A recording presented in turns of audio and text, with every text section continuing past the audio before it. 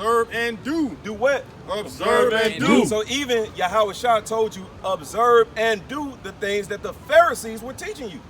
Why? Because they were teaching the law. So yeah, we're supposed to keep the law. We're supposed to keep the commandments. The Lord said, all that they teach you, observe and do. Read. But do not ye after their work. Don't do after their works, because guess what? The Pharisees, they had traditions of men. That's what you're not supposed to do. They were about the washing of their hands, right? Right? Just like now, you see in every bathroom, please wash your hands, right? But where's the law that say don't eat pork? Where's the law that say don't commit adultery in the bathroom, right? You see that? You don't see that law being pushed here. You see the law of the Pharisees being pushed here in America, right? Shalom, King. What's going on, brother? Okay, right? All praise. Read. But do ye not after their works, for they say and do not. They say and they do not. So the Pharisees, they say a lot, but they don't do a lot. They not wearing the fringe. They eating the pork. They doing all manner of wickedness, eating swine's flesh, eating things that sacrifice to idols. Right. That's what they were doing. They weren't keeping the law though. So we're supposed to be keeping the law in the last days, man. Right? Give me Matthew chapter 5, verse 17 again. That's what the brother got to understand. And he don't have the understanding of these scriptures, man. Right? Come over here reading Galatians, the whole book of Galatians, not explaining anything. That's not going to get you anywhere. Give me Galatians 4 and verse number 5. Right? Read what you got, King. Matthew 5, verse 17. Red letters. Think not that I am come to destroy the law. So the brothers and sisters got to understand the Lord, he didn't come to destroy the law. Can you read it? Or the prophets. I am not come to destroy, but to fulfill. He came to fulfill everything that was written about him. Like you read in the book of Isaiah, how the Lord had to come and die on the cross, right? How he would have to shed the blood for the sins of the Israelites, man.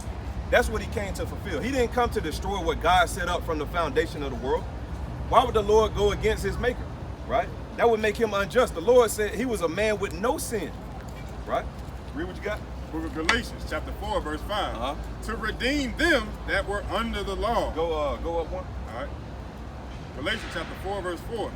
But when the fullness of the time was come, Yahweh sent his son, made of a woman, made under the law. See, Yahweh Shah, he was made under the law, right? Meaning he was raised up with the law. Right. That means his mom and his dad, especially Joseph, he was righteous, man. He was a just man. Can you read it? To redeem them that were under the law. To do what? To redeem them that were under the law. To redeem them that were under the law. Now, who was under the law? Right? Was it the Edomites? Were they under the law? Right.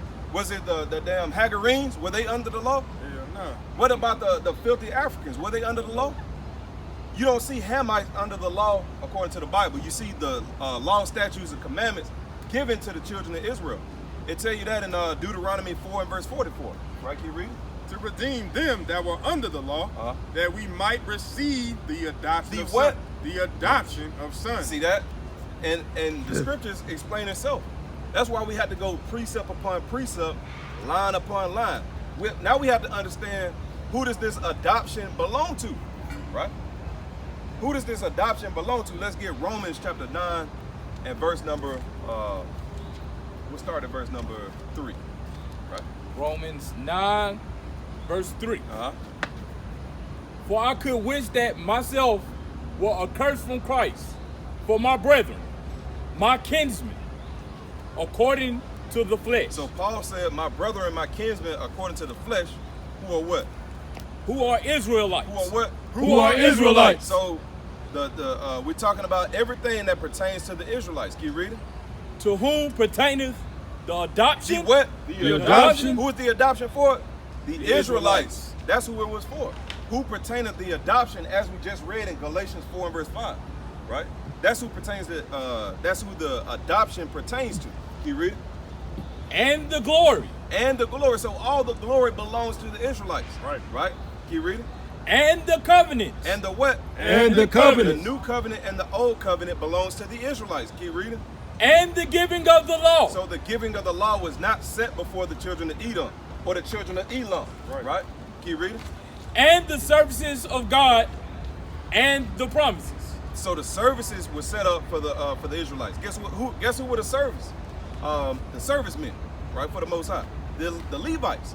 Now, were the Levites from another nation? Were the Levites from give me another nation? From Ishmael? Yeah. Right? The Levites weren't from Ishmael. They were from the Israelites, right? So this is how we understand the service of God was given to the Israelites and to them only. Brother, you got a minute for the word?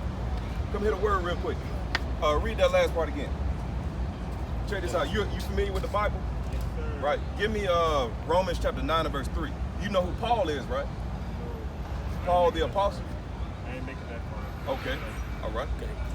Romans 9 verse 3. Uh-huh. For I could wish that myself were accursed from Christ my brethren, my kinsmen, according to the flesh, who are Israelites. Who are what? Who are Israelites. So all throughout the Bible, you see that word Israelite, right? Right? So the Israelites, they are God's chosen people. And what we're going over right now is all the things that pertain to the Israelites, right? It was the adoption, the glory, right? We're going to read that. Read. To whom pertaineth the adoption and the glory. Hey, brother, come hear this word real quick. Hey, hear this word real quick. One scripture. Read. And the covenants. And the giving of the law. Right. And the services of God. And the services of God. And the promise. And the what? And the promise. So the promises belong to who, brother? Who do we read it belong to earlier? What people? What nation of people do you read all throughout the Bible? Go back up to that verse 4. I mean, I know you talking about, but I forgot to say their name. Hey, we're going to read it for you, brother. We out here to help you out. Right. Read. Who are the Israelites? Who are what? Who are the Israelites? So everything pertains to the Israelites. Who are the Israelites today? Do you know? Don't know what they are today. So today, the Israelites would be the 12 tribes of Israel, and the black, Hispanics, and Native Americans, they make up the 12 tribes of Israel. Now, why don't they know that, right? Why do we call ourselves African Americans, right? So when you look at this sign right here, Amerigo Vespucci and Leo Scipio Africanus, these two men, these continents were named after them. Don't that sound familiar? Amerigo, America, Yeah, you see that? And you look at Africanus, what that sound like? Sound like Africa, right? These different lands, they were named after these two men, right? So we didn't receive that the name African American until the 80s, you know. So we've been going around calling ourselves after two so-called white men, right? But first, before that, what they call us? Black. Black, even, and then before that, nigger, right? Negro, right? That's what they call us, right? Give me Acts chapter 13 and verse 1, and then we're gonna get the curses, right? Did you know that nigger was in the Bible? I didn't know that. Right, you didn't? I didn't. Right, give me Acts chapter 13 and verse 1. Look at Acts chapter 13, verse 1. Now there were in the church that was at Antioch Give me the definition certain of prophets Elijah and with teachers, 1G. as Barnabas and Simeon, Uh-huh. that were called Niger. That was called what? Niger. Right, so that word is spelled right here with 1G. That word means black, right? So read out that scripture again. Look at Acts chapter 13, verse 1. Uh-huh. Now there were in the church that was at Antioch So in Antioch, read. certain prophets and teachers, Right. as Barnabas and Simeon, Uh-huh. that were called Niger. They were called black. These are teachers of the Bible. These are prophets of the Most High, right? These are men who they paint as white men sitting at a table. See that? These are men who they paint as this guy. You know, well they paint him to look like this guy, but really he looks like a so-called black man. That makes sense, right? So in Antioch they was first called black. So they've been calling us black before, but did God call us black? No, the other nations they call us black. So we can't go off of a name that another man calls us. We have to go off what God calls us, right? Give me Acts chapter 5, verse 29, right? Deuteronomy 28 and verse number 15 as well, right? And then I'm gonna show you why we got in this position to being called these different names by these people, right? Because why don't we have control over what we're called, right? Been like that for as long as we can remember. Seems like it, right? Acts 5:29. Give me what I had called over there. Yeah, that's Acts 5:29. Then Peter and the other apostles answered and said, We ought to obey God Brother, come here the word real quick. Check this out. Check this out real quick. Read. rather than men. We ought to obey God rather than men. Read. The God of our fathers raised up Jesus, whom ye slew and hanged on a tree. So that's who the world called Jesus, right? So let's go to Deuteronomy 28 and verse number 1. So we ought to obey God rather than men. That's the whole point, right? So we can't call ourselves the color of your shorts or the color of your socks. See that? That's black. You're brown. So that already don't line up already off the top. You know. So we're gonna find out according to the Bible what the Lord is saying. Deuteronomy 28 and verse number 1. Hey sister, come hear the word real quick. You can bring your dog too. Come hear the word real quick. Read. The book of Deuteronomy, chapter 28, verse 1.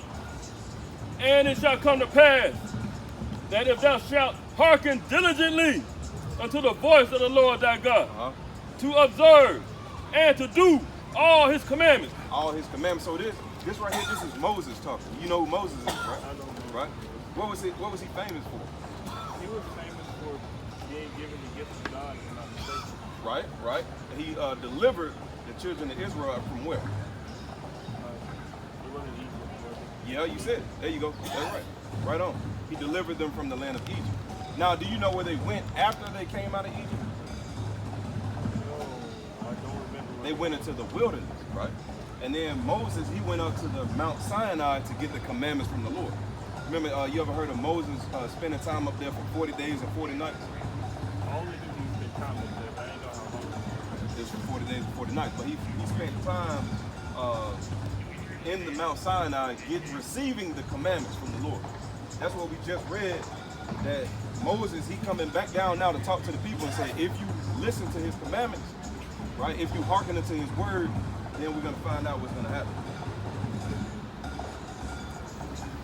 To observe and to do all his commandments, which I command thee this day, that the Lord thy God will set thee on high, On low. on high, On high.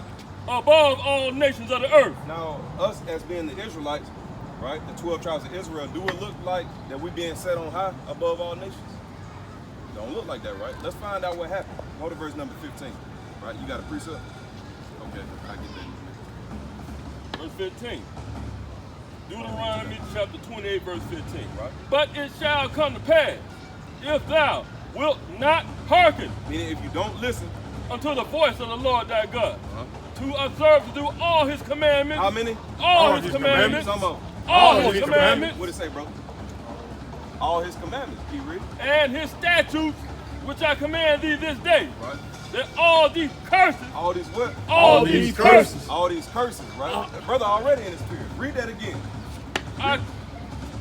Book of Deuteronomy, chapter 28, verse 15. Uh-huh. But it shall come to pass, Right? if thou wilt not hearken unto the voice of the Lord thy God, Right. to observe to do all his commandments and his statutes, which I command thee this day, that all these curses, And all these what? all these curses, All these what? all these curses Now remember that, right? Keep reading. shall come upon thee and overtake thee. So curses will come upon the black, Hispanics, and Native Americans for not listening to God's word, right? So if they didn't listen to what the Most High said, these nations that you see right here on the sign, they would be cursed as a people. Now, do you think it's better to have blessings or curses? Blessings, right? Now, cursings would happen to the 12 tribes of Israel. And only these curses that we're about to read would only happen to them. That's right. Right? It wouldn't happen to anybody else. It wouldn't happen to the man standing behind you, right? It wouldn't happen to the brother over there standing right next to the so-called white man. It wouldn't happen to them, right? Read. Verse 16. Cursed shalt thou be in the city. The black, Hispanics, and Native Americans, they would be cursed in the city, Right. Are the so-called white man, are they cursed in the city? No. They're not cursed in the city. Who's cursed in the city? The minority. The minorities, right? Right. And who makes up those minorities? The black, Hispanics, and Native Americans, right? So the Lord already in the Bible is talking about who the world called the minorities, but more specifically, he called them the Israelites. That's right. That's who we're called, right? Keep reading. And cursed shalt thou be in the field. Meaning we would be cursed in the field. We wouldn't be able to reap the benefits of us doing hard labor in the field. right? We still fighting for reparations. So we didn't receive any of the benefits that we worked for in those slave fields. That's being cursed in the field. Not being able to eat the own food that you grow. That's being cursed in the field, bro. Not being able to make garments, right, with cloth out of the food or the cotton that you grow. It would be given to another nation of people, and guess what? They'll sell it right back to you. You know, that's being cursed in the field, bro. Right? Give me verse number 30. Give me verse 27. Book of Deuteronomy chapter 28, verse 27. Bring it out. The Lord will smite thee with the botch of Egypt, and with the emerods, and with the scab, and with the itch, whereof thou canst not be healed. The Lord shall smite thee with madness, and blindness, and astonishment of heart. So the Lord will smite us with scab, with itches, all kind of different diseases and different sicknesses and ailments that we couldn't even figure out. How are we the only people that can receive these things, right? How are we the only people that get gout or get the women get in their head? Propecia. Alopecia. Yeah. It's another word. They get hemorrhoids. No, it ain't hemorrhoids. Anyway, I ain't gonna deal with that. Give me verse number 28. Verse 28. The Lord shall smite thee with madness and blindness. So the Lord has smitten us with madness, right? Our people are mad right now, read. And astonishment of heart. Do you think our brothers killing each other right now in the streets left and right over gang signs, street corners, and colors? Do you think that's being open-eyed or closed-eyed? That's closed-minded. That's closed-eyed. The Lord has smitten us with blindness, right? We can't even see. Our brothers literally just going out and shooting in the air now, right? Getting hit by hitting innocent bystanders, right? They can't even see when they shoot. Yet, let alone, they can't even see who they are as a people, right? Read that again. Book of Deuteronomy, chapter 28, verse 28. Bring it out. The Lord shall smite thee with madness. Madness is being in Christianity, loving your oppressor, loving the people who beat your back in. That's madness, man. Right? How can we go watch Roots?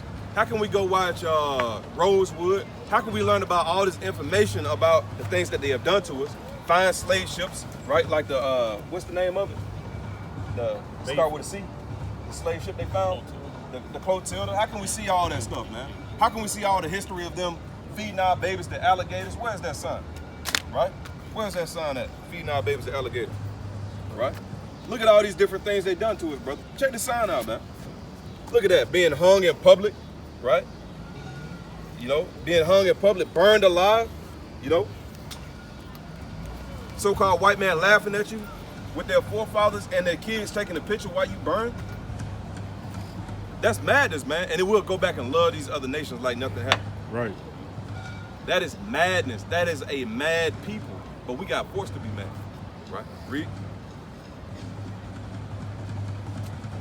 Verse 29. And thou shalt grope at noonday as the blind gropeth in darkness.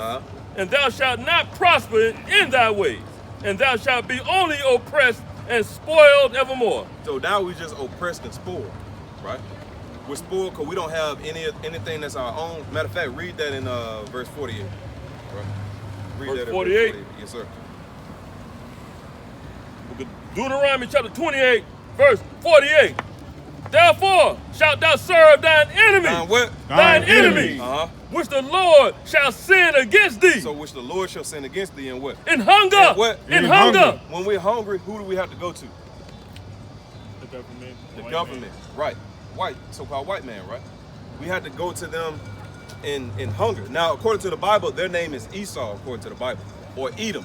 So for the remainder of this conversation, I'm gonna call them Esau, right? Can you read it? And in thirst, and in nakedness. So in thirst, when we're thirsty, when we want Aquafina water, we want a Coke, you want coffee, who do you have to go to? Well, the white man. Who do you pay your water bill to? The white man. See that? The Lord said you're gonna serve your enemies for hunger and in thirst. Now the so-called white man, does he pay a bill to his own people? Can he go in his own people's grocery stores and their supermarkets? Yeah. they can do that, right? So that would mean that they don't have to go to another nation for hunger and for thirst. They're going to their own people. We are going to another nation. Every nation on this earth can go to their own people, whether it be East Indian, whether it be so-called African people, whether it be Korean people. They can go to their own people for their needs and their wants, right? Read. And in nakedness and in want of all things. And he shall put a yoke of iron upon thy neck. And he gonna put a yoke of iron upon your neck. Look at this sign right here. They put yokes of iron upon our neck. Keep reading. Until he have destroyed thee. Until he have destroyed us. Now we're destroyed as a people. Now we don't even need yokes of iron around our neck to obey the so-called white man, right? We don't need no yoke and chains and being beat on our back to love the so-called white man, right? They have destroyed our people as a whole. Now we love him regardless of what they say or do. We can see how people get knees on their neck, people burning crosses in their front yard, churches getting blown up, right? People getting ridiculed and misled, and we love the hell out of them. But now we destroy it. Now we don't even know who we are. But we'll kill our own people though. We'll kill our own and love somebody else who's killing us. You know, read. I got to jump on that, but I appreciate the knowledge you gave me. Most definitely, man. And this is the most important knowledge that you'll ever get, man. Right? Knowing who you are. That's the most important knowledge you'll ever get in your life, right?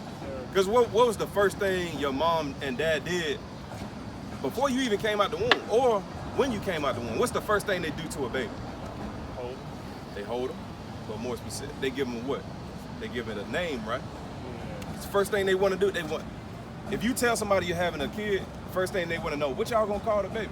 What's gonna be his name? That's the most important thing on the face of the earth. Knowing who you are, knowing your name, knowing who you come from, knowing that you're not black like your shorts, right? Knowing that you are an Israelite according to the Bible.